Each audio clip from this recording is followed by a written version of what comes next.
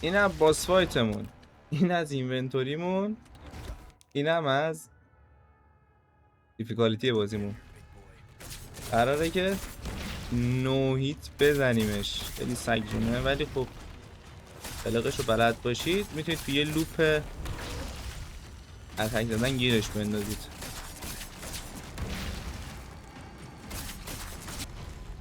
اینجا کجا در میری؟ با تیری دنبالش کردم.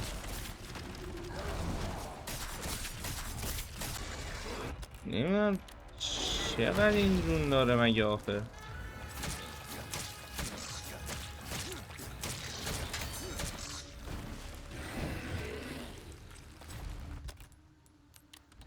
چقدر خرجونه. بمیر دیگه، بمیر لعنتی.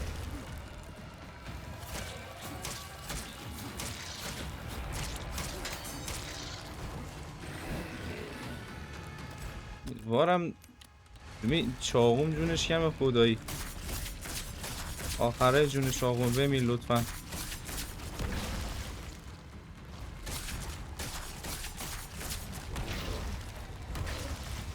دو تا پشت سرم زد دیدی؟ بالاخره.